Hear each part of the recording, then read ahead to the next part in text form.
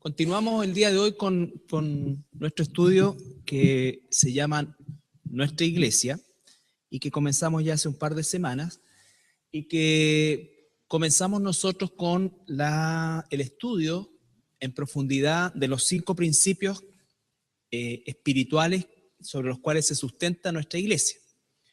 Entendiendo que por supuesto es un resumen de la doctrina sobre la cual se funda la iglesia, no solamente nuestra iglesia, sino que la iglesia bíblica, Recuerden que cuando la iglesia nace, específicamente en el libro de Hechos, en el capítulo 2, hay elementos que están ahí, ¿no es cierto?, que son los que la iglesia ha mantenido a lo largo de los siglos y contra la cual también hemos tenido que sufrir permanentemente acechanzas, ¿no es cierto?, distorsiones que han provenido tanto de afuera como de adentro, ¿ya? Pero recuerden los 5 principios. El primero era Dios bajo o visto en el concepto trinitario que la Biblia nos enseña. Un Dios, 3 personas. Jesús es Dios, Dios el Padre y el Espíritu Santo es Dios. Segundo, la persona de Jesucristo, que tiene relación directa con nuestra redención por causa de su muerte expiatoria, siendo Dios. Después, el tercero, la gracia, que es la dispensación, la razón, la motivación de por qué Dios hizo lo que hizo en favor de nosotros. No está basado en merecimientos nuestros, sino que en su gracia, entendiendo bien este concepto de la gracia. El cuarto, la fe, ¿no es cierto? La fe como también un don de Dios, una fe que parte por una fe salvífica que es puesta por Dios y la fe que nos sustenta a lo largo del tiempo en este proceso de santificación también dada por Dios. Y el quinto, la Biblia, ¿no es cierto?, como la única norma de conducta para nosotros y efectivamente la palabra de Dios, Ahora bien, dentro de lo que vamos a ver también en el concepto de la iglesia o nuestra iglesia en particular, por supuesto que hemos estado analizando lo que la Biblia llama las armas espirituales, entendiendo que la iglesia es, recuerdan ustedes, la comunidad de aquellos que hemos nacido de nuevo, no por mérito, sino por gracia. No nos olvidemos eso, no viene de nosotros, pero hemos nacido de nuevo, por lo tanto somos seres espirituales dentro de un envase carnal, ¿ya? Entonces tenemos armas espirituales. ¿Por qué? Porque lo primero que tenemos que reconocer nosotros es que nos encontramos en un campo de batalla, en una batalla persistente, es una batalla que no se descansa, es una batalla que a veces se hace imperceptible, que a veces nosotros la perdemos como de vista, producto de nuestra propia forma de vida, ¿no es cierto?, pero que siempre está ahí, nunca decae, ¿no es cierto?, y por el contrario, a medida que el tiempo avanza, va arreciando aún más. Entonces, para poder combatir en este campo de batalla de carácter espiritual, pero que por supuesto tiene una expresión en el mundo físico, nosotros hemos sido, como cristianos, dotados de armas espirituales. ¿Se recuerdan de eso, no es cierto? 2 Corintios 10, 3, 6, solamente para recordar. Pues, aunque andamos en la carne, no militamos según la carne, porque las armas de nuestra milicia no son carnales, sino poderosas en Dios para la destrucción de fortalezas, derribando argumentos y toda altivez que se levanta contra el conocimiento de Dios, y llevando cautivo todo pensamiento a la obediencia a Cristo, y estando prontos para castigar toda desobediencia cuando vuestra obediencia sea perfecta. Bueno, ahí está resumido en un par de versículos, ¿no es cierto?, toda la esencia de lo que son las armas espirituales. En primer lugar, las armas espirituales, como su nombre lo dice, corresponden a el paquete o lo que nosotros recibimos al momento de ser, ¿no es cierto?, salvados por nuestro Señor y ser declarados hijos suyos. Se nos da el poder de ser hijos de Dios, ¿no es cierto? Dentro de ese paquete se encuentran estas armas espirituales que son comunes a todos nosotros como pueblo de Dios. No existe algo que tú tengas y que yo no tenga, o que haya personas con diferentes armamento. Todos tenemos exactamente la misma dotación, el mismo cargo ¿no es cierto?, en cuanto a lo que nosotros tenemos que desarrollar. Primero conocer para poder desarrollar y para poder aplicar, y siempre entrenar. Entonces, esas armas espirituales son poderosas en Dios, no son poderosas en nosotros. No es algo que yo pueda tomar y usar sin el poder de Dios, sin la dirección de Dios. O sea, no es algo que yo recibo. Recuerda la historia de Simón el mago, ¿no es cierto? Él quería comprar algo dejando fuera algo espiritual, pero dejando fuera a Dios. Eso es absolutamente, no es así. Las armas espirituales son poderosas en Dios, se activan en Dios y Dios es el que les concede el poder para la utilidad. Y esa utilidad dice que es para derribar fortalezas. No se olviden que estamos hablando de esto que es la batalla por la mente. Finalmente lo que nosotros pensamos, dice Proverbio, es lo que somos y es lo que hacemos. Independiente de lo que declaremos, finalmente lo que pensamos y cómo estamos nosotros estructurados mentalmente es cómo finalmente vamos a actuar. Es como vamos a actuar. Entonces, este concepto también es fundamental porque estas armas de la milicia son para derribar fortalezas.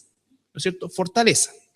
Y esas fortalezas son fortalezas que se levantan en contra del conocimiento de Dios. Por eso es que estas armas espirituales tienen una utilidad solamente en el Hijo, la hija de Dios. El mundo no solamente carece de esto, sino que no necesita, por decirlo de alguna manera, esto, porque el mundo no está en la lucha espiritual. El mundo está esclavo del pecado y pertenece, ¿no es cierto?, a el bando de Satanás, lo sepa, no lo sepa, lo crea, no lo crea, lo acepte, no lo acepte, eso no tiene ninguna relevancia y no cambia un ápice la realidad que estamos viviendo. ¿Ya? Entonces, eso es importante, por eso es que el Hijo, la hija de Dios, tiene estas armas espirituales que son para ir derribando todas aquellas fortalezas, esos sistemas de pensamiento en los cuales hemos sido nosotros formados en el mundo y que son contrarios a la formación de Dios. Entonces eso se va derribando y el poder para poder derribarlo lo tiene estos armamentos, pero son armas que nosotros tenemos que aprender a usar. Entonces estas armas no son para ser usadas en ninguna otra cosa que no sea el resistir, ¿no es cierto?, el mantenernos firmes, el avanzar conforme al avance que Dios nos va dando, pero por sobre todas las cosas es resistir derribando todo aquello que día a día se va a querer volver a construir y aunque hoy lo hayamos derribado, mañana se va a volver a levantar y nosotros volveremos a derribarlo con el poder de Dios, con las armas de nuestra milicia. ¿Ya? Entonces, de eso se trata esto. Esa es la batalla. Esa es la batalla espiritual. La batalla espiritual está principalmente en nuestra mente. En nuestra mente. ¿Ya? Es la nueva naturaleza que debe tomar dominio de mi mente y expulsar día a día a la vieja naturaleza que maneja mi mente. ¿Ya? Eso nos lleva a las prioridades de la iglesia. 42, la prioridad de la iglesia. ¿Por qué? Porque las armas de nuestra milicia son para ser usadas dentro de un contexto corporativo.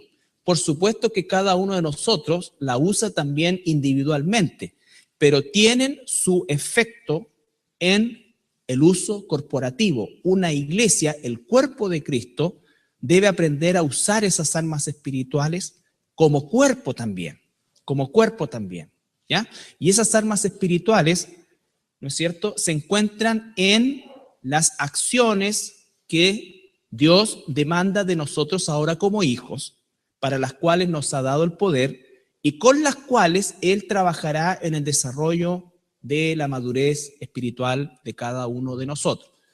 La prioridad de la iglesia.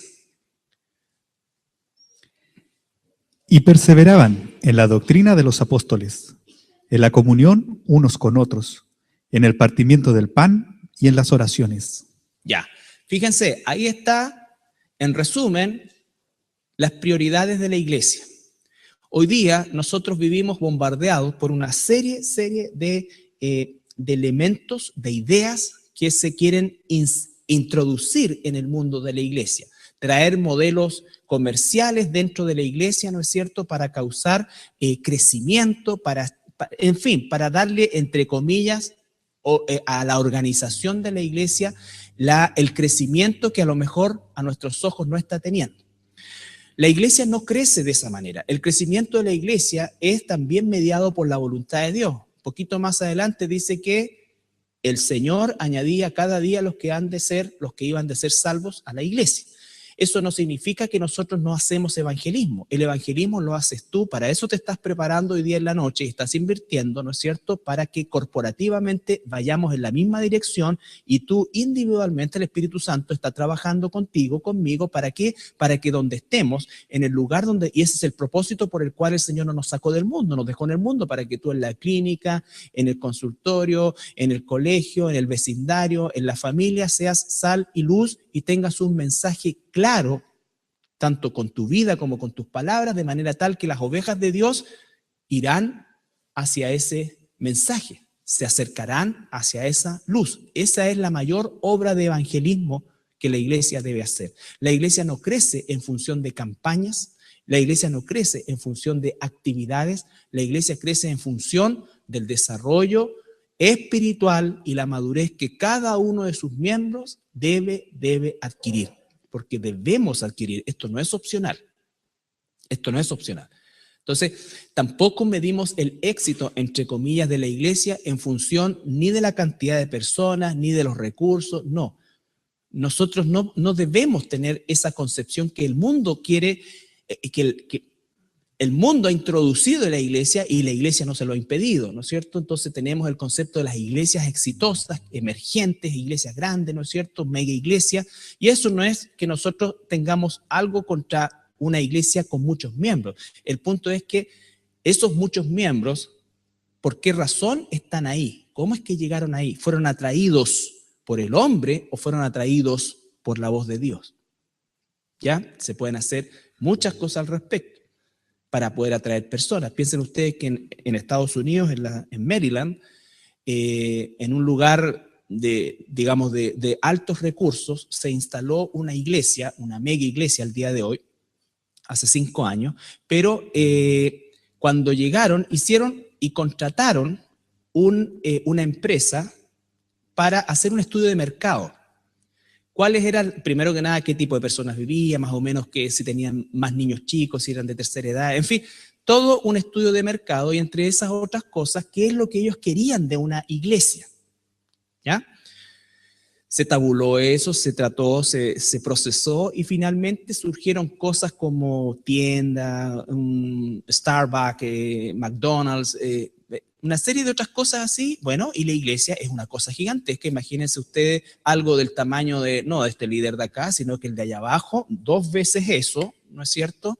Con un estacionamiento que cuando muestran las fotos aéreas es impresionante y además tienen estacionamiento subterráneo, ascensores, todo lo que te puedan imaginar, pero ahí tienen Starbucks, tienen McDonald's, tienen juegos para los niños. Entonces la gente que está adentro es mínima porque la gran mayoría de la gente está en todos estos lugares de entretención y hay una pantalla donde están, cuando se aburren, ven el sermón, ¿ya? Entonces está todo hecho en función de la gente. Alguien podría decir, bueno, pero eso no es una mala idea, sí, pero esa es la forma en cómo tú atraes a la gente. Claro que va a atraer gente si nosotros ofreciéramos café gratis, galletas, entretención para los niños, toda la gente vendría a dejar a los niños acá y volvería después del servicio. ¿Me entiendes? Pero si la gente no está por el llamado al arrepentimiento, entonces uno empieza a dudar de las verdaderas razones de por qué llega a un lugar. ¿Ya? No estoy diciendo que los servicios ni las iglesias tengan que ser necesariamente aburridas y esto, pero el propósito de una iglesia no es entretener a las personas. Si queremos entretener a las personas, por supuesto que vamos a tener mucha más gente de la que tenemos. Pero el propósito no es la cantidad, ni tampoco el concepto no queremos cantidad, sino que queremos calidad, no, porque ni la cantidad es medida por nosotros. Él es el que va haciendo que la iglesia crezca en amplitud, pero la responsabilidad tuya y mía es que la iglesia crezca en profundidad, y la única manera de crecer en profundidad es estar creciendo en su palabra. ¿Estamos? Entonces, eso para que nosotros entendamos, porque son modelos que se van copiando, pero son modelos cuya base es empresarial. Entonces la gente va a buscar, y hoy día, ¿no es cierto?, hay iglesias que se revolucionan porque empiezan a aplicar modelos de crecimiento, por ejemplo, de personajes especialistas en mercadotecnia. Y obviamente, si se aplica mercadotecnia a la iglesia, va a resultar, porque si hay algo que puede crecer rápidamente, es un concepto religioso. Si tú le das a la gente lo que quiere, ¿no es cierto?, y no le quitas lo que cree, va a crecer. Entonces, vuelvo a insistir, nosotros tenemos que entender que las armas espirituales están en el contexto de las prioridades que estableció el Señor en la iglesia desde su nacimiento. Si no es el Nuevo Testamento el que nos entrega las directrices para el funcionamiento de una iglesia, entonces no diríamos que no está la palabra de Dios capacitada para el funcionamiento de la iglesia. Aquí dice claramente, hay 4 cosas. La primera, perseverar en la doctrina de los apóstoles, es decir, el crecimiento doctrinal. El crecimiento doctrinal. Segundo, la comunión, el estar juntos. La iglesia es de por sí un arma espiritual. El cuerpo de Cristo, el Señor Jesucristo dijo ¿qué cosa? Cuando el mundo vea cómo ustedes se aman, van a conocer que yo existo. O sea, el poder de la iglesia, de la comunión, es un arma poderosísima espiritualmente, ¿no es cierto? ¿Por qué? Porque en la iglesia es un lugar donde podemos tener diferentes orígenes, diferentes cosmovisiones, una serie, todo puede ser diferente, pero nos unimos y somos comenzados a transformar, o nos comienza a transformar el Espíritu Santo y nos hace hijos e hijas de Dios según el modelo de nuestro Señor Jesucristo. Según el modelo de nuestro Señor Jesucristo. Entonces, cuando la iglesia pretende estar junta por las mismas cosas del mundo, entonces es cuando empiezan a haber estos quiebres. Y con esto no digo que no, y espero que cada uno de nosotros tenga sus mejores amigos y amigas en la iglesia, pero la iglesia no es un lugar donde nosotros venimos necesariamente a sociabilizar, aunque no es para que también cuando termine el servicio, ¿no es cierto?, antes que termine la última alabanza, salgas arrancando, porque no, ¿me entiendes? Pero el propósito de la iglesia no es sociabilizar como propósito. ¿Se debe llegar a hacer eso? Claro, por supuesto que sí. Tus mejores amigos, tus mejores amigas, si eres soltero, quiere decir que la esposa, el esposo lo encuentres en la iglesia, lo encuentres aquí, ¿no es cierto? Ese es el propósito de la iglesia. Esos propósitos se cumplen cuando entendemos la comunión y la razón por la cual estamos juntos. Por eso es que el primer punto, la Iglesia Cristiana de La Serena es una comunidad de nacidos de nuevo que creen las siguientes cosas. No creen en la amistad, no es que crean en el amor, no es que crean en la igualdad, en la inclusión, que son las cosas por las cuales el mundo, entre comillas, se asocia. Creemos que Dios es trinitario, creemos que la Biblia es la palabra de Dios, creemos, eso es lo que nos hace uno. Entonces, eso es importantísimo. ¿Ya? Eso es importantísimo. Entonces, la prioridad de la iglesia, bien clara para entender el concepto de las armas espirituales. Después dijimos que las armas espirituales que vamos a revisar durante las siguientes semanas son, en primer lugar, el estudio de la Biblia. ¿Por qué? Porque si no hay estudio de la Biblia, todo lo que viene a continuación va a estar hecho conforme, en el mejor de los casos, a mi mejor intención. Mi mejor intención. ¿Estamos? Tengo que tener el conocimiento claro de qué es, cómo es que Dios no solamente quiere que entienda algo, sino que haga algo. Cuando Jesús confrontaba a los fariseos, por ejemplo, le decía, ustedes, no es que los fariseos no oraran, los fariseos oraban, pero Jesús le dijo, ustedes oran mal. No es que los fariseos no dieran, los fariseos daban mal, no es que los fariseos no ayunaran, no es que ¿me entiende? Pero lo hacían mal porque lo hacían conforme a su propia visión, a su propia tradición y no según la ordenanza de Dios. ¿Ya? Por eso es que los fariseos acusaban a Jesús de haber violado muchísimas leyes. La pregunta es, si Jesús hubiese violado una sola ley de la verdadera ley de Dios, entonces su sacrificio en la cruz habría sido inválido. Pero ¿por qué los fariseos lo acusaban de violar la ley? Jesús violaba sus tradiciones, sus tradiciones, todo aquello que había sido, ¿no es cierto?, reemplazado o puesto en lugar de la ley de Dios, ¿ya? Entonces, el estudio de la Biblia. Y hago énfasis, hermanos y hermanas, en el estudio. ¿Por qué? Porque tenemos que reemplazar el leer la Biblia por estudiar la Biblia, ¿ya? Nosotros tenemos que aprender que en la iglesia y en nuestro tiempo personal estudiamos la Biblia. Por ejemplo, si te pregunta alguien, oye, usted en el estudio de mujeres, ¿qué hacen? Una mujer que viene a los estudios, ¿no es cierto?, y que participa y que está creciendo ahí, dirá, estamos estudiando el Evangelio de Juan, estamos estudiando el Evangelio de Juan. Los varones estamos estudiando el libro de Lucas. El día domingo estamos estudiando la carta a los Efesios. Anteriormente estudiamos la carta del apóstol Pablo, el Apocalipsis. Estamos estudiando. Cuando hablamos de estudiar, estamos hablando de algo sistemático. Y esa es la forma como nosotros debemos crecer en el conocimiento de Dios, por medio de su palabra. El estudio sistemático. Vale decir que tú partes en el capítulo 1 y terminas en el capítulo final. Y quiero aprovechar, lo vamos a ver más adelante, bajo el concepto práctico, pero aprovechar de decir que, por ejemplo, si tú nunca has leído sistemáticamente la Biblia, ¿no es cierto?, comienza por las cartas del apóstol Pablo. Lee Efesios y Filipenses.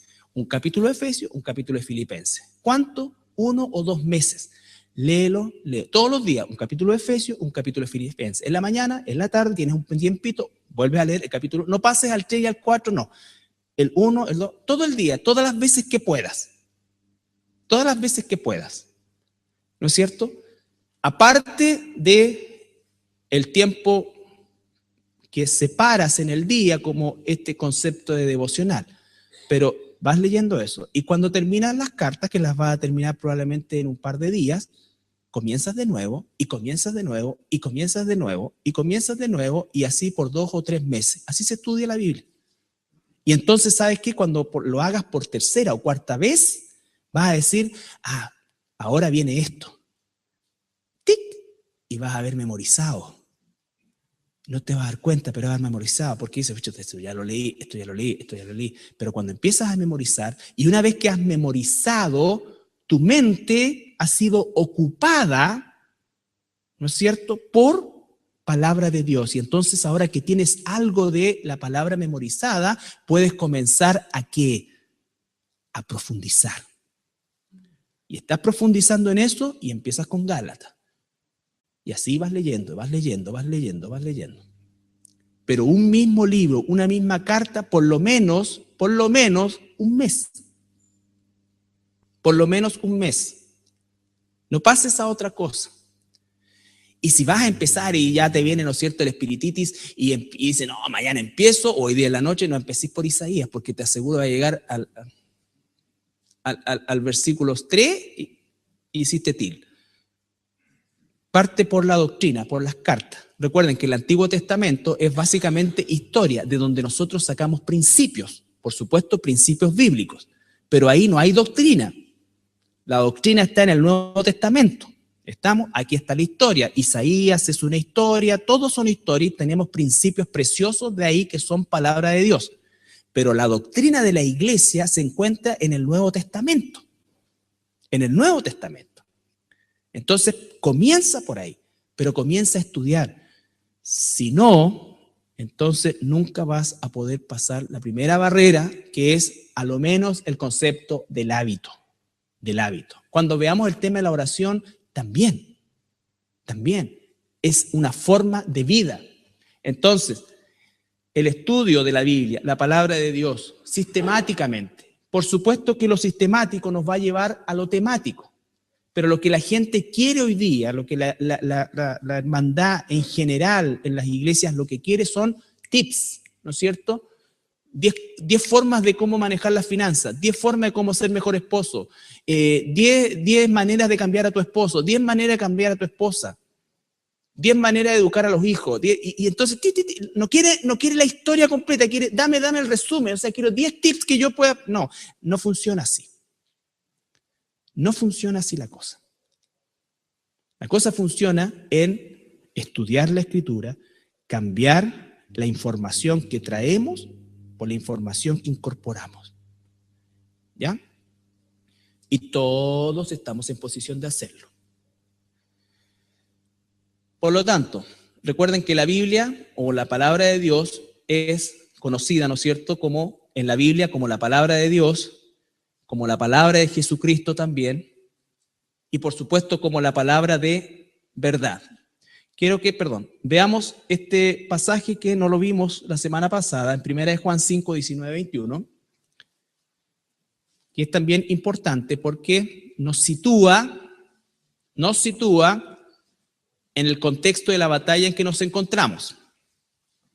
Sabemos que somos de Dios y el mundo entero está bajo el maligno. Pausa.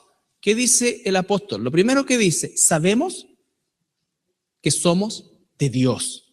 Sabemos que somos de Dios.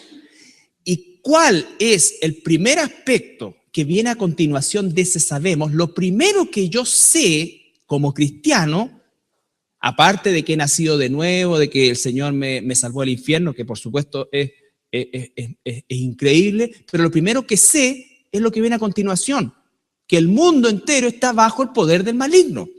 Es un poder delegado, Dios es soberano sobre todo, pero el mundo entero está bajo el poder del maligno. Por lo tanto, ya no puedo tener esperanzas en este mundo, anhelos, ¿me entiende? Lo que no significa que nosotros nos vamos a multiplicar por cero. Tenemos que hacer lo que tenemos que hacer, pero ya mi esperanza no está en el mundo. ¿O tu esperanza está en el mundo? Uno puede tener expectativas, claro, pero una cosa es la expectativa y la otra es la esperanza. Tú no puedes, siendo un hijo, una hija de Dios, tener esperanza en que este mundo va a cambiar, va a mejorar. No puedes tener esperanza que si todos nosotros dejamos de botar botellas plásticas en el mar, se van a salvar las ballenas y no. ¿Significa eso que tengo licencia para votar? No. ¿Te das cuenta? Pero no tengo esperanza porque ¿sabes qué? Va a llegar un día en que no el mundo, sino que Dios mismo va a contaminar de una manera inédita, no solamente las aguas del mar, todas las aguas de este mundo. La mayor destrucción ecológica que el ser humano puede imaginar en su mente, multiplicada por 1000, va a estar hecha por el mismísimo Dios. ¿Ya? Entonces, no es que esto me da licencia para no ser responsable, pero no tengo esperanza en eso. No tengo esperanza de que vaya a haber alguien que solucione el problema de la educación en Chile. ¿Es la esperanza que tengo? No. Pero respetamos las leyes bajo las cuales estamos. ¿Por qué? Por ordenanza de Dios. Pero mi esperanza está ¿dónde? Por eso es que Dios no puede, no es que no pueda, mal dicho, Dios puede hacer lo que quiera, pero Dios no nos da hoy, sus bendiciones como la gente errada cree que Dios está para darle bendición. ¿Sabe por qué? ¿Por qué? Porque el mundo entero está bajo el maligno. El mundo entero está bajo el maligno. Yo lo que tengo que hacer es resistir ese pensamiento, resistir en la batalla espiritual hasta el día en que llegue a puerto, hasta el día en que llegue a la presencia de Dios. Esa es mi esperanza. No es algo escapista, es una realidad. No hay esperanza. No tengo esperanza que esto vaya a mejorar. Le doy gracias a Dios porque nos sostiene con más de lo que necesitamos en este tiempo y hasta podemos disfrutarlo mejor que el resto del mundo. Pero otra cosa es tener esperanza. ¿No es cierto? Por eso es que me acuerdo que en una iglesia yo encontraba increíble que tocara la canción de ¿cómo se llama este? Que era como, la cantaban como una alabanza. De verdad. Ay, ¿cómo se llama? Bueno, la canción era esa, saber que se puede tener color de esperanza. Y ahí los babosos cantando ese color de esperanza. Porque hay que espiritualmente ser esto.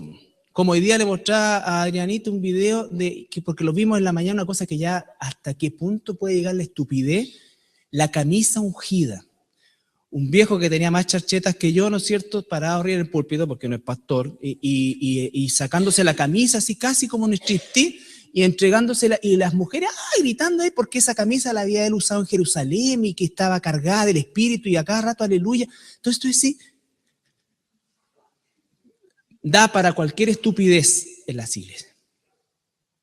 O sea, la ofensa al Espíritu Santo, al Señor Jesucristo, ya está llegando a un punto increíble, inimaginable. ¿Y por qué ocurre eso? ¿Por qué esa gente está ahí? ¿Es mala esa gente? ¿No cree en Dios? No, por esto. Tienen la cabeza hueca, llena de cualquier otra cosa, menos de la palabra de Dios. Llena de la palabra, menos de la palabra de Dios.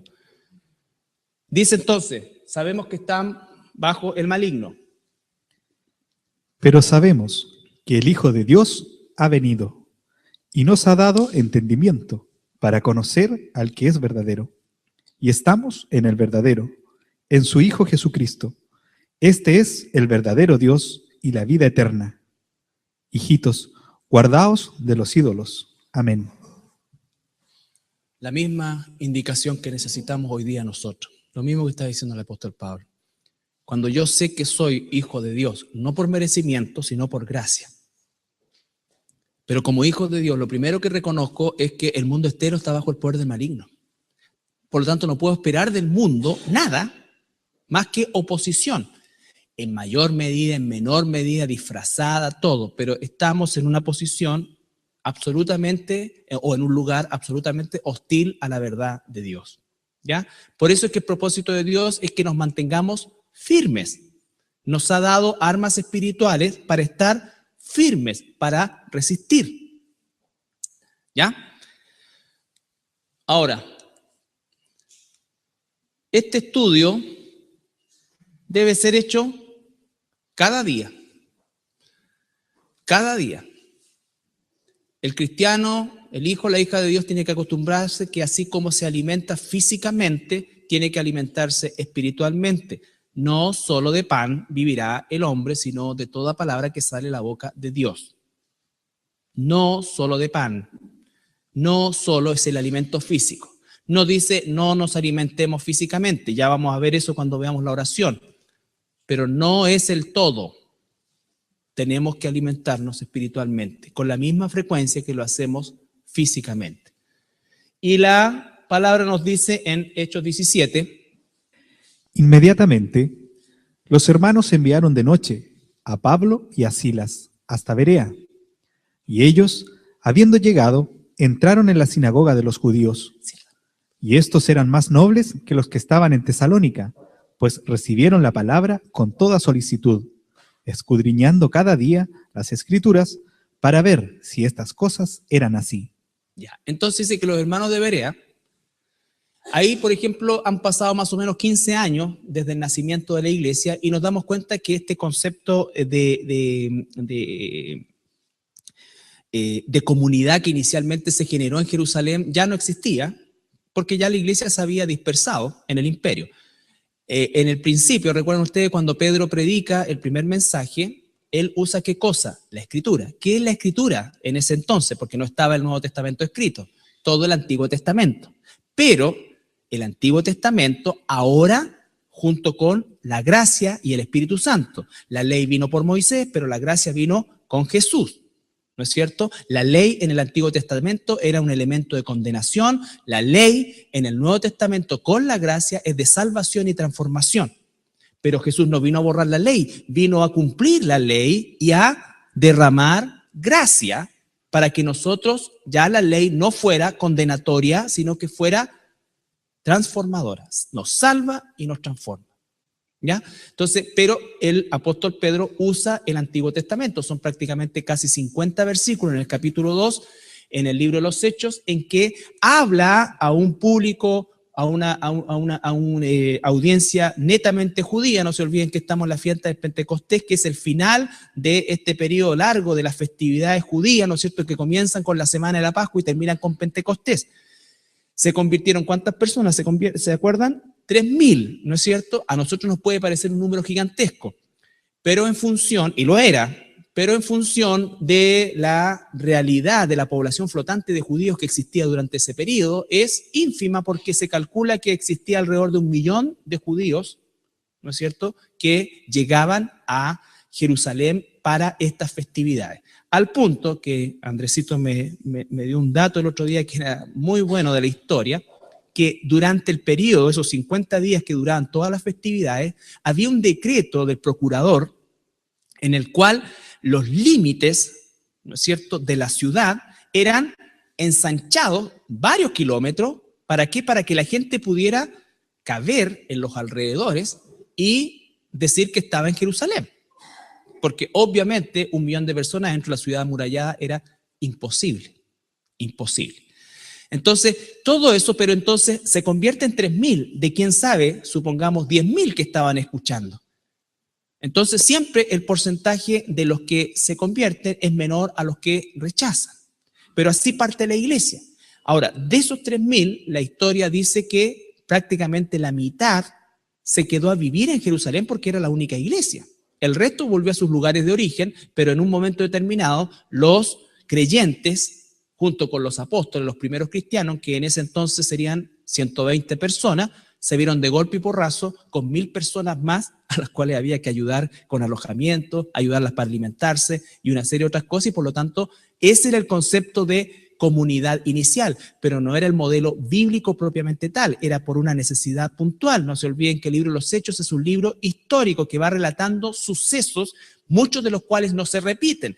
Una sola vez el Espíritu Santo descendió y hubo como lenguas de fuego sobre la cabeza de esos 120. Nunca más vuelva a suceder eso. O sea, el que pretende repetir eso no entiende el libro de los Hechos.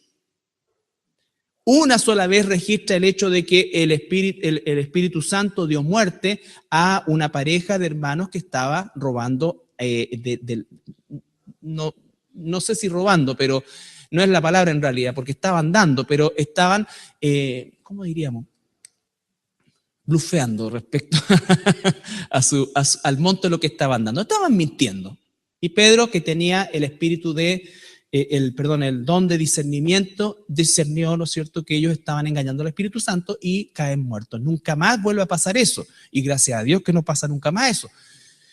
¿No es cierto? Pero son sucesos históricos, ¿me entiendes? Amenazar a la gente que no diezma, que no da, que no ofrenda, como sea que lo quieras dar, que no tiene un compromiso económico con la iglesia, ¿no es cierto? Amenazarla que Dios la va a matar es absolutamente herético. ¿Ya? No existe eso.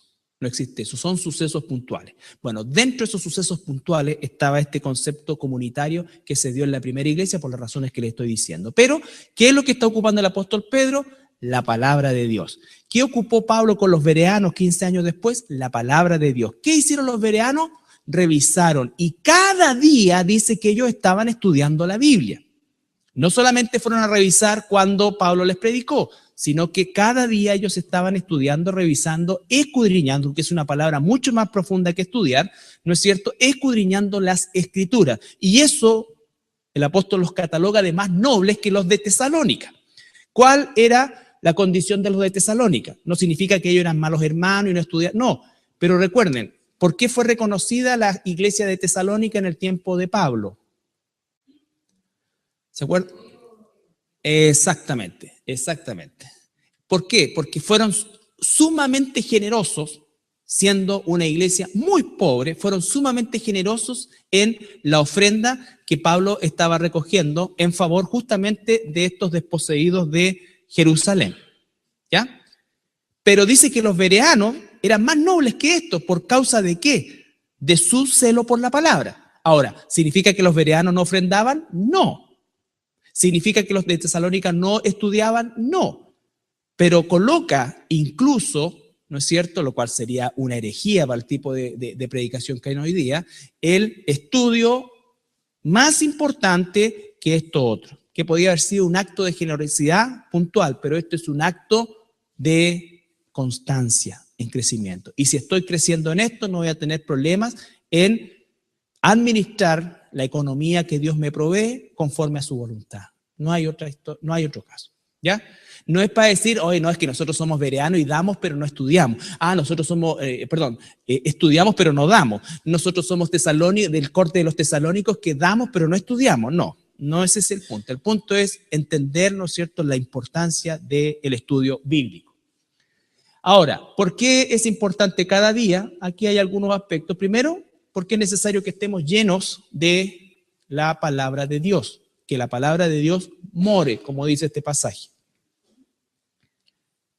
La palabra de Cristo mora en abundancia en vosotros, enseñándoos y exhortándoos unos a otros en toda sabiduría, cantando con gracia en vuestros corazones al Señor con salmos e himnos y cánticos espirituales.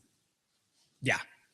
Lo primero es que el estudio de la palabra va a hacer que esta palabra comience a morar. La palabra morar es mucho más grande que habitar. Morar significa arraigarse, ser parte de. Jesús dice que fue a prepararnos morada. No solamente un lugar para estar. Morada es un concepto más y mucho más profundo. Entonces, la palabra de Dios, la idea es que no esté de paso en nuestra mente, como dice Santiago, no seamos lectores olvidadizos, sino que la palabra se atornille, more, y para eso hay que repetirla. Santiago dice, si uno se mira en el espejo y después se deja de mirar, se olvida, dice, ¿no es cierto? Pero la idea es que la palabra more ¿cómo? En abundancia. Ahora, ¿eso va a ocurrir por arte de magia? No, tú tienes que disciplinarte, yo tengo que disciplinarme. Sin disciplina no hay crecimiento. Sin disciplina no hay crecimiento. La palabra de Dios, de Cristo, more en abundancia.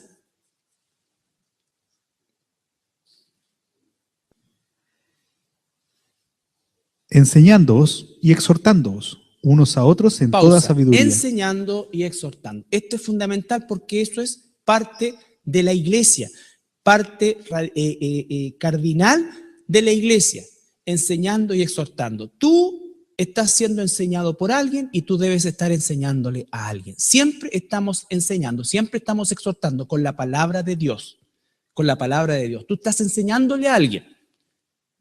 Esto no habla de cantidad. Alguien dice, pero es que yo en realidad le enseño a una persona. No ese es el punto. Piensa tú que Timoteo llegó a ser lo que fue en gran medida por la enseñanza de su madre. Su madre le enseñó a un hombre que Dios lo usó para que nosotros aprendiéramos de él hasta el día de hoy. Entonces, no subestimemos. Esto no tiene que ver con números. Nunca las cosas de Dios tienen que ver con números. Tienen que ver con obediencia. Si tú enseñas a tus hijos, pero para enseñar a tus hijos tú tienes que estar aprendiendo de alguien. Tú le estás enseñando a un hermano nuevo, tú estás enseñando a un discipulado, tú estás enseñando a un amigo, a un cristiano nuevo. Estamos siempre enseñando y estamos siendo exhortando. Eso es lo que debe suceder en la iglesia.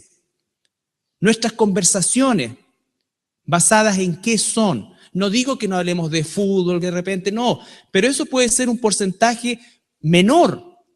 El porcentaje mayor de nuestro tiempo debiera ser, y con mucha alegría, por eso dice canten salmo entre ustedes, todo esto, porque no es un acto, ya empezar a hablar de eso. O sea, si alguien en una reunión con entre hermanos dice eso, lo agarramos a patada santa, ¿no es cierto? Porque a lo mejor ni siquiera es un infiltrado. ¿Ya? La conversación, el diálogo, llegar a ese punto, ¿no es cierto?, donde podemos llegar, encontrarnos con un hermano en cualquier circunstancia y empezamos a hablar pero como algo natural. ¿Por qué? Porque estamos llenos de la palabra de Dios. No es porque seamos más espirituales ni que Dios está más cerca mío. No, es simplemente el hecho de la disciplina que debemos adquirir. ¿Por qué muchas reuniones de cristianos sociales son peligrosas? Es porque las personas que están ahí, ¿no es cierto?, no comparten la palabra de Dios y se transforma en algo netamente social, ¿no es cierto? Y la conversación, si no es bíblica, se va para otro lado, la que sea. ¿Ya? Está bien hablar de los hijos, hablar de esto, hablar de la moda también, pero si es solo eso, no tiene sentido. ¿Ya? No tiene sentido. Y no se trata con esto que yo no me inviten a cumpleaños porque si no se habla del Señor, no voy a ninguna parte. ¿Ya? No. Pero tenemos que madurar. O sea, yo, por favor, todos los que estamos acá, somos casi los que siempre estamos, ¿ya? Por ahí aparece una cara, ¿no es cierto?, tipo cometa, y después hace su aparición y se va después ya. Pero en general, todos los que estamos aquí estamos permanentes. Entonces ya estamos maduritos. O sea, nos animamos, nos exhortamos, nos enseñamos, no estamos ya para, como decía yo la semana pasada, ¿no es cierto?, para cosas, chimuchina, ¿no es cierto?, de sensaciones, de percepciones, que me mira, que me dice, que no creo, que acá, que no, que no le voy a decir, sino que seamos y adquiramos madurez con humildad. Pero hagámoslo. ¿Puedes tú enseñarle a alguien? ¿Le estás enseñando a alguien tú acerca de Dios? ¿Hay alguien que se está beneficiando de ti en cuanto a la enseñanza de Dios? Ahora, si no estás lleno de la palabra de Dios y no estás aprendiendo tú, mejor ni hable. Ni hable, porque le va a dar puras opiniones tuyas. Y te digo una cosa, a nadie le importa tu opinión, ni la mía tampoco. Y es una realidad social. Tú estás en un lado y te dices, oye, bueno, ¿y cómo te fue con esto? ¿Y qué opinas de todo esto? Y tú empiezas como a contarle alguna cosa y al rato después el que te preguntó está como así. Si a nadie le interesa eso, salvo que lo involucre o que vaya a obtener algún beneficio. Pero en rigor a nadie le importa. Por eso es que nosotros hablamos nuestras cosas desde el punto de vista espiritual. Y eso tiene un impacto, un rechazo, una atracción, pero la palabra de Dios nunca vuelve vacía. ¿Ya? Entonces, para estar llenos de ella, para poder enseñarnos unos a otros, todos nosotros debemos estar involucrados en la enseñanza de alguien, pero con responsabilidad. No significa que yo tengo que ser un maestro ni saber todo, pero tengo que ser constante, tengo que estar en un proceso de crecimiento y te aseguro que Dios va a poner a alguien que necesite de ti. ¿Tenemos nosotros ministerios estructurados para enseñanza de varones? Por supuesto, pero eso no es toda la enseñanza de la iglesia. La enseñanza de la iglesia es tomar lo que estamos aprendiendo, compartirlo con otro hermano, ¿no es cierto? Y, en definitiva, ir ayudando en el proceso de crecimiento de él o de ella. Por supuesto, cuando nuestra cabecita y mente está llena de la palabra de Dios, comienza nuestra manera de pensar a ser transformada. Inevitablemente. Romanos. Así que, hermanos, os ruego por las misericordias de Dios que presentéis vuestros cuerpos en sacrificio vivo, santo, agradable a Dios, que es vuestro culto racional. No os conforméis a este siglo, sino transformaos por medio de la renovación de vuestro entendimiento, para que comprobéis cuál sea la buena voluntad de Dios, agradable y perfecta. Ya. Entonces, si primero presentemos nuestros cuerpos como sacrificio vivo, agradable a Dios. Eso ya era un impacto en el mundo judío, porque el judío estuvo acostumbrado por siglos a presentar sacrificios muertos. ¿Ya? Y ahora le dice sacrificios vivos, y no un animal, sino tú. ¿Ya? Y eso significa que el sacrificio vivo, ustedes hoy día están haciendo un sacrificio vivo, porque podrían haber decidido no estar aquí, ¿no es cierto? Calentando el carbón para la previa, toda esta cuestión. Todo lo que sea, cualquier cosa, ¿no es cierto? Viendo el sultán grabado, cualquier cosa, o durmiendo, ¿ya? Pero decidieron estar aquí. Eso es un sacrificio. Ahora, a algunos les gusta estar aquí de verdad, ¿no es cierto? Pero a la gran mayoría quizá hay a lo menos un instante en que dice, sigo derecho o dobla la iglesia, o no. ¿Cierto? Sigo derecho a la iglesia. ¿Ya? Y nos vendemos la pomada que lo veo por internet y después se ve más o menos feo la primera y no, ya no agarro. Pero hacemos. Cuando tú cada mañana, cada día, haces, lees, estudias, aplicas, estás todo el día pensando, pendiente en tu trabajo. ¿Por qué? Porque finalmente si la palabra de Cristo mora en mí, eso va a llevar que mis decisiones pasen por esto, por este filtro. Entonces ya no decido como antes, estoy cambiando mi manera de pensar. Esos son los sacrificios vivos. Sacrificio vivo significa dejar de lado algo para hacer otra cosa. Entonces, ¿qué es necesario? Esto. Es esto. ¿Qué dicen los deportistas? Normalmente, que ellos sacrificaron su juventud, por ejemplo, porque mientras otros a lo mejor estaban haciendo otras cosas, ellos tenían que estar entrenando, tenían que estar concentrados, tenían que estar en una serie de cosas, ¿no es cierto? Entonces sí, hay sacrificios en ese sentido. Un atleta tiene que sacrificar muchas cosas. Un estudiante tiene que sacrificar mucho, ¿no es cierto? Entonces, el mismo sacrificio o el mismo tipo de sacrificio debe operar para nuestras disciplinas espirituales. Si no hay disciplina, no lo hacemos. Por alguna razón satánica, los cristianos creemos realmente que esta cuestión como que no importa, que da lo mismo si hoy día sí, no, o sea, mañana empiezo. No, pero no es así, eso es un engaño de Satanás. Ese es un engaño de Satanás. Tenemos que disciplinarnos, por eso dice también que castigamos nuestro cuerpo. No que nos autoflagelamos, sino que nos levantamos, nos esforzamos. Esfuérzate y sé valiente, el principio que el Señor le entrega a Josué. No se enmarquen al sistema de pensamiento del mundo. ¿Por qué? Porque todo el sistema de pensamiento está bajo el poder del maligno. Yo estoy en el mundo, pero el propósito no es enmarcarme al mundo, sino que justamente ser diferente en el mundo, ser sal y luz en el mundo. Y dice que la promesa es que cambia nuestra manera de pensar y eso va finalmente a cambiar nuestra manera de vivir y vamos a tener un entendimiento profundo, ¿no es cierto?, de la voluntad de Dios al punto que consideramos la voluntad de Dios buena, agradable y perfecta. ¿Ya? Para adquirir sabiduría. Cuando la mente se llena de la palabra, transforma nuestra manera de pensar y comenzamos a adquirir sabiduría. Sabiduría es la capacidad a la cual llegamos, ¿no es cierto?, para tomar decisiones, no solamente por lo que sabemos, sino también por nuestra experiencia de vida, ¿no es cierto?, y por la transformación que Dios ha hecho en nosotros.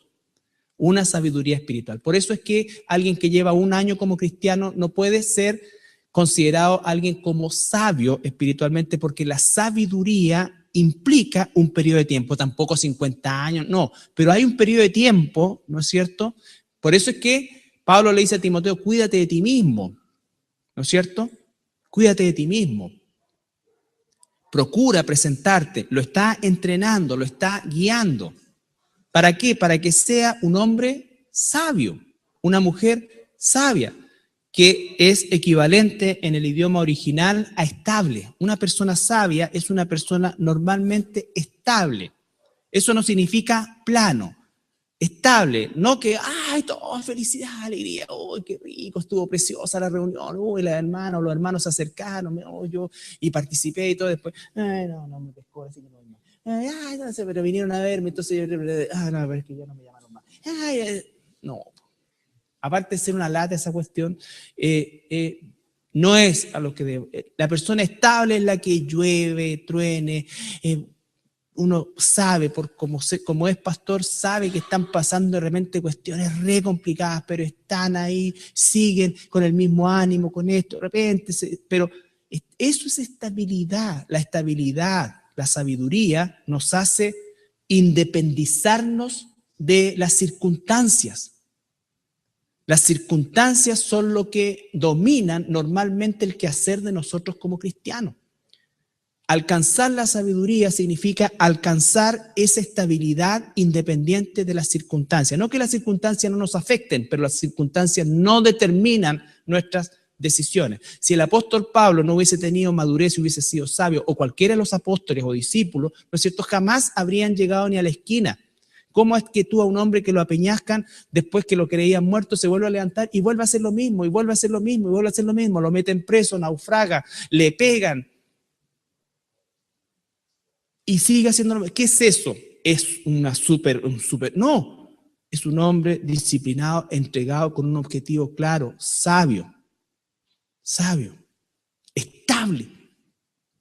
Ese es un problema también en la iglesia cristiana en general, la inestabilidad de los miembros, que todo depende de cómo les salgan las cosas, todo depende de cómo se den las cosas, todo depende de cómo lo traten, todo depende de lo externo, Entonces las personas dicen, bueno, es posible para una persona nueva, recién convertida, y qué rico que se sienta bien, pero no siempre nos vamos a sentir bien. Pero si el sentirnos bien o mal determina nuestra presencia, nuestra madurez, estamos en problema. Estamos en problema. Colosenses 1:9. ¿Lo leímos o no? ¿Vos en off? No. Ya, dale. Por lo cual, también nosotros, desde el día que lo oímos, no cesamos de orar por vosotros y de pedir que seáis llenos del conocimiento de su voluntad en toda sabiduría e inteligencia espiritual. Fíjate las palabras que se combinan. Conocimiento, sabiduría, inteligencia espiritual. Dios transforma nuestra mente. Hasta parecemos más inteligentes que el resto. Pero es porque Dios ha ido transformando nuestra manera de pensar. Porque muchas de las decisiones que sabiamente podemos tomar en el Señor son a veces de sentido común. El mundo está tan loco, ¿no es cierto?, que realmente el solo hecho de tener sentido común va a marcar una diferencia. Ahora, sentido común no es sinónimo de sabiduría, pero la sabiduría de Dios te va a dar también un sentido común, en el buen sentido de la palabra, para adquirir sabiduría. Y una vez que estamos llenos de la palabra, que la palabra mora en abundancia en nosotros, que cambia nuestra manera de pensar para que cambie nuestra manera de vivir, que nos hace personas espiritualmente sabias. Sabio no es que de repente no tenga un preinfarto, ¿ya? Pero es cortito, ¿ya? Espiritual hablando, sí. Algo así como una crisis de epilepsia cortita, ¿ya? Un electroencefalograma cortito. Sí, los vamos a tener, todos tenemos nuestro minuto, pero minuto, no constante. No constante. Y eso nos va a llevar a lo que dice 2 de Timoteo 3, 14, 17, que lo conocemos, que es que entonces estamos preparados para que Dios nos use, que es lo que dice ahí.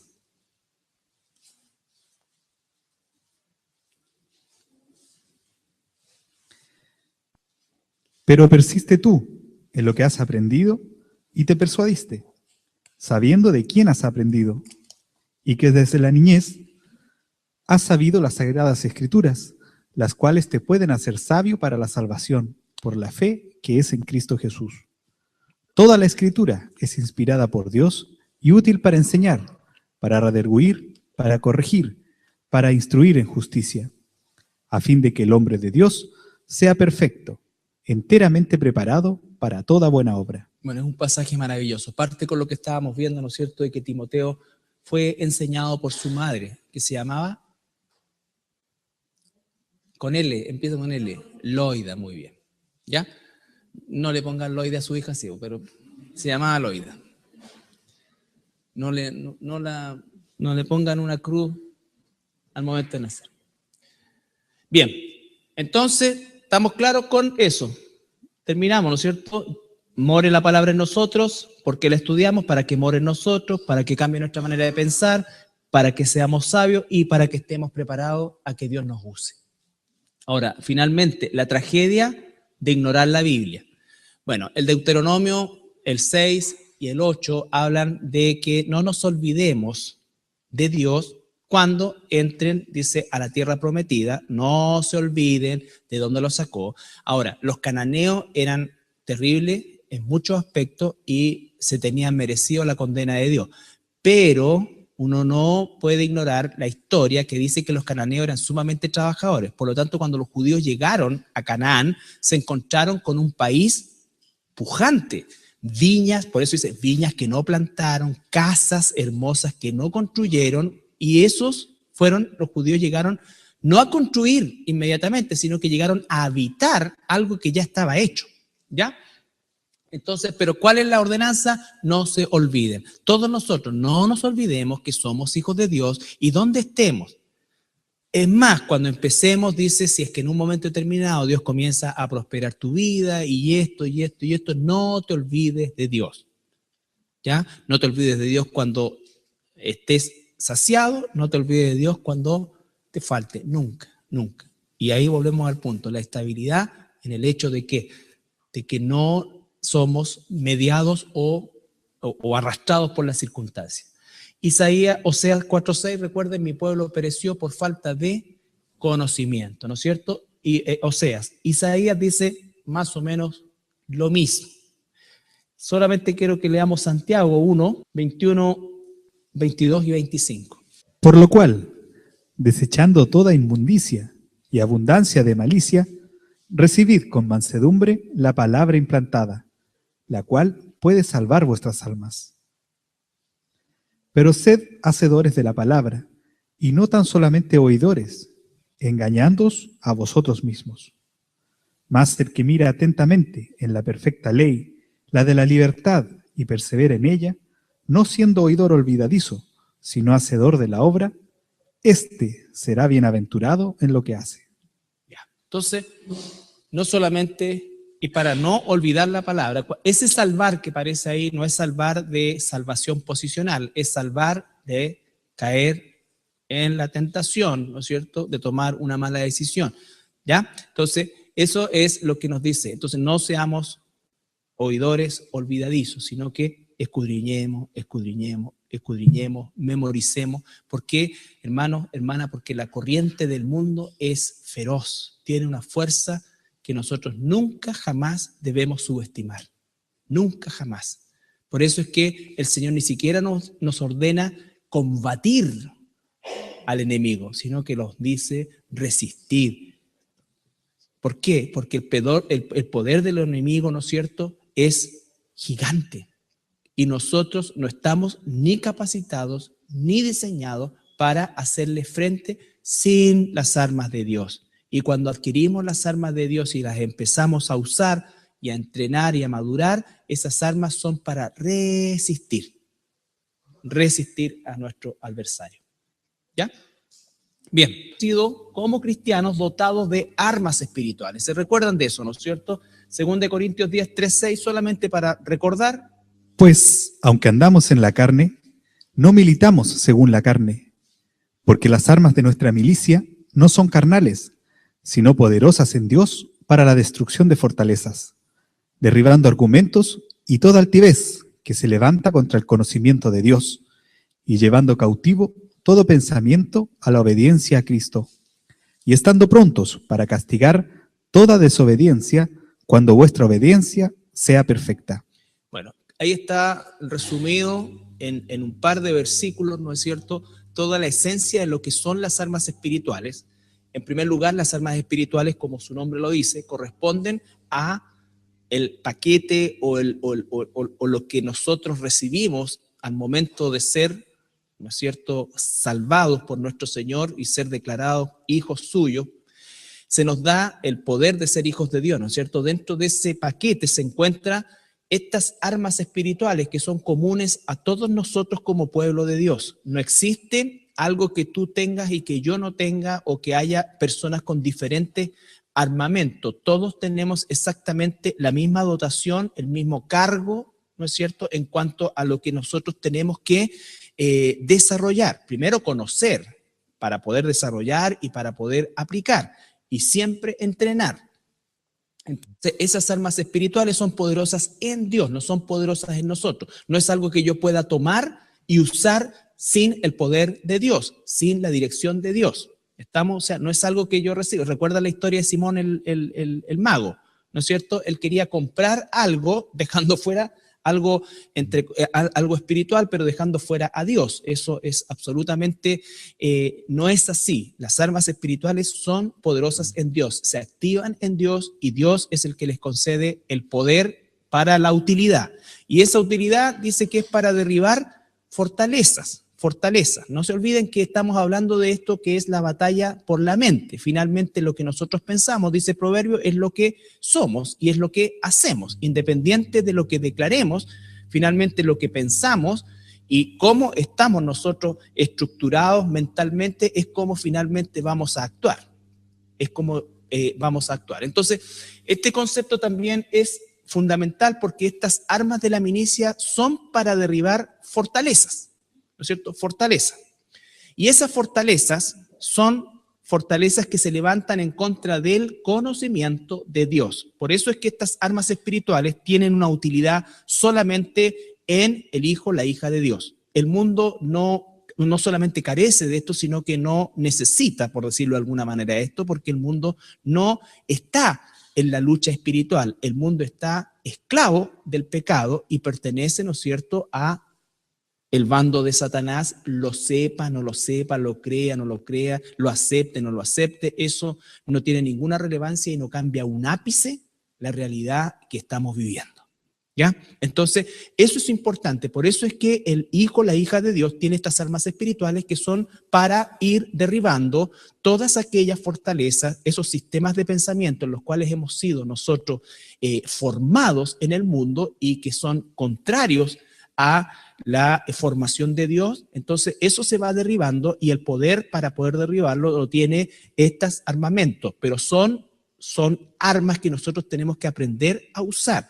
Entonces, estas armas no son para ser usadas en ninguna otra cosa que no sea el resistir, ¿no es cierto?, el mantenernos firmes, el avanzar conforme al avance que Dios nos va dando, pero por sobre todas las cosas es resistir derribando todo aquello que día a día se va a querer volver a construir, y aunque hoy lo hayamos derribado,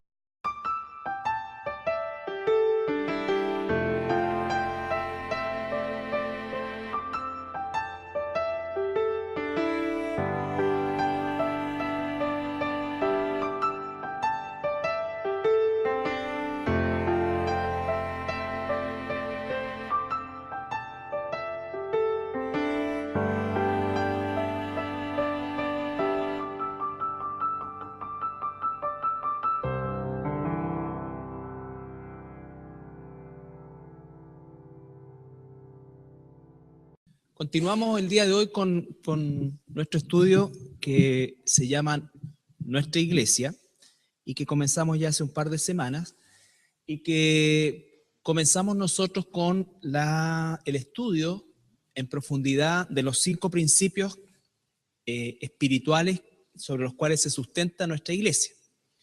Entendiendo que por supuesto es un resumen de la doctrina sobre la cual se funda la iglesia, no solamente nuestra iglesia, sino que la iglesia bíblica, Recuerden que cuando la iglesia nace, específicamente en el libro de Hechos, en el capítulo 2, hay elementos que están ahí, ¿no es cierto?, que son los que la iglesia ha mantenido a lo largo de los siglos y contra la cual también hemos tenido que sufrir permanentemente acechanzas, ¿no es cierto?, distorsiones que han provenido tanto de afuera como de adentro, ¿ya? Pero recuerden los 5 principios. El primero era Dios bajo o visto en el concepto trinitario que la Biblia nos enseña. Un Dios, 3 personas. Jesús es Dios, Dios el Padre y el Espíritu Santo es Dios. Segundo, la persona de Jesucristo, que tiene relación directa con nuestra redención por causa de su muerte expiatoria, siendo Dios. Después, el tercero, la gracia, que es mañana se va a volver a levantar y nosotros volveremos a derribarlo con el poder de Dios, con las armas de nuestra milicia. ¿Ya? Entonces, de eso se trata esto. Esa es la batalla. Esa es la batalla espiritual. La batalla espiritual está principalmente en nuestra mente. En nuestra mente. ¿Ya? Es la nueva naturaleza que debe tomar dominio de mi mente y expulsar día a día a la vieja naturaleza que maneja mi mente. ¿Ya? Eso nos lleva a las prioridades de la iglesia. 42, la prioridad de la iglesia. ¿Por qué? Porque las armas de nuestra milicia son para ser usadas dentro de un contexto corporativo. Por supuesto que cada uno de nosotros la usa también individualmente, pero tienen su efecto en el uso corporativo. Una iglesia, el cuerpo de Cristo, debe aprender a usar esas armas espirituales como cuerpo también, ¿ya? Y esas armas espirituales, ¿no es cierto?, se encuentran en las acciones que Dios demanda de nosotros ahora como hijos, para las cuales nos ha dado el poder y con las cuales Él trabajará en el desarrollo de la madurez espiritual de cada uno de nosotros. La prioridad de la iglesia. Y perseveraban en la doctrina de los apóstoles, en la comunión unos con otros, en el partimiento del pan y en las oraciones. Ya, fíjense, ahí está, en resumen, las prioridades de la iglesia. Hoy día nosotros vivimos bombardeados por una serie de elementos, de ideas que se quieren introducir en el mundo de la iglesia, traer modelos comerciales dentro de la iglesia, ¿no es cierto?, para causar crecimiento, en fin, para la dispensación, la razón, la motivación de por qué Dios hizo lo que hizo en favor de nosotros. No está basado en merecimientos nuestros, sino que en su gracia, entendiendo bien este concepto de la gracia. El cuarto, la fe, ¿no es cierto? La fe como también un don de Dios, una fe que parte por una fe salvífica que es puesta por Dios y la fe que nos sustenta a lo largo del tiempo en este proceso de santificación también dada por Dios. Y el quinto, la Biblia, ¿no es cierto?, como la única norma de conducta para nosotros y efectivamente la palabra de Dios, la palabra de Dios. Ahora bien, dentro de lo que vamos a ver también en el concepto de la iglesia o nuestra iglesia en particular, por supuesto que hemos estado analizando lo que la Biblia llama las armas espirituales, entendiendo que la iglesia es, recuerdan ustedes, la comunidad de aquellos que hemos nacido de nuevo, no por mérito, sino por gracia. No nos olvidemos eso, no viene de nosotros, pero hemos nacido de nuevo, por lo tanto somos seres espirituales dentro de un envase carnal, ¿ya? Entonces tenemos armas espirituales. ¿Por qué? Porque lo primero que tenemos que reconocer nosotros es que nos encontramos en un campo de batalla, en una batalla persistente, es una batalla que no se descansa, es una batalla que a veces se hace imperceptible, que a veces nosotros la perdemos como de vista, producto de nuestra propia forma de vida, ¿no es cierto? Pero que siempre está ahí, nunca decae, ¿no es cierto? Y por el contrario, a medida que el tiempo avanza, va arreciando aún más. Entonces, para poder combatir en este campo de batalla de carácter espiritual, pero que por supuesto tiene una expresión en el mundo físico, nosotros hemos